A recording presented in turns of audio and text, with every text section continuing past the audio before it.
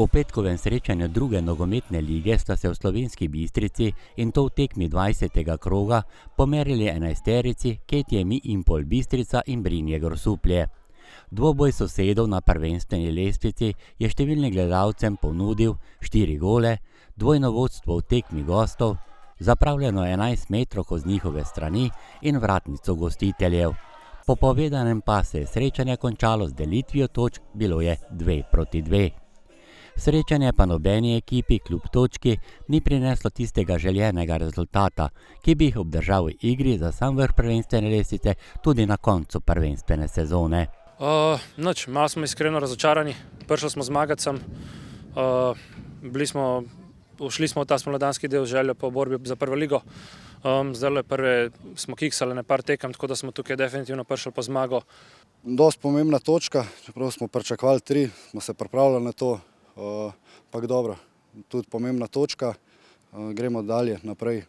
Bistričani so res izgubili 2 pomembni točki, vendar pa so s tem remijem že 13 tekem brez poraza. To pa v nogometu tudi nekaj šteje, sicer je pa na voljo še kar 10 prvenstvenih tekem. Ampak ne bomo jokali, gremo naprej, pozitivna serija traja in tako kot sem rekel, do konca je še 90 krogov, vse je odprto. Nogometaši enajsterice Brinja so povedli v 10. minuti, ko je po podaji iz kota z lepim strelom mrežo domačih zatresel Josip Ivan Zorica. 2 minuti kasneje je eden od igralcev gostov z roko igral v kazenskem prostoru in sodnik Nejc Gergič je pokazal na belo točko.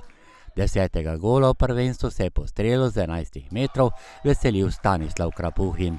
In kakšen je njegov recept za doseganje golov? Да никакого рецепта, просто хорошая подготовка была с нашим тренером Робертом. Ударно провели предсезонку, хорошее настроение, поэтому освоился в команде, начинаю потихоньку учить словенский, и это помогает. V prvem delu smo zraven 2 golov videli še nekaj akcij, iz katerih bi se lahko spremenil rezultat na semaforju. V 14. minuti je Nejc Pušnik takole ogrel dlani Erjavšku. V 25. minuti bi se lahko Nejc Bračko upisal med strelce. Beli pa so zapretili v režiji strelca prvega gola Zorice. V 37. minuti je Bračko stresel okvir vrat. Trobec pa je bil zmagovalec po strelu Brumca v izdihljaji prvega dela igre. Dolenjci so v drugem polčasu spet povedli in to v 50. minuti. Med strelce se je opisal Marcel Kene. Varovanci trenerja Markoviča so pred vodstvom najprej zapravili strel z bele točke. Erjavšek je lepo prečital namero strelca prvega gola Zorice.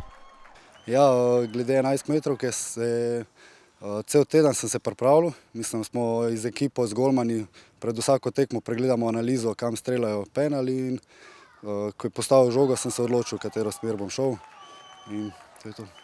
Tudi drugo vodstvo Brinja ni dolgo trajalo. 7 minut po drugem golu gostov se med strelce in to drugič na tekmi upisal Rus v vrsta Bistrice Krapuhin. Nekdanji član Zenita 2 pa se je s tem golom izenačil po številu doseženih golov v tej ligaški konkurenci. Z 11 goli je bil do sedaj najboljši strelec, sedaj že prvoligaški igralec Bistričan Jaša Martinčič. Да, с Яшей постоянно на связи, он меня поддерживает, мотивирует, говорит, хочет, чтобы я побыстрее его обогнал.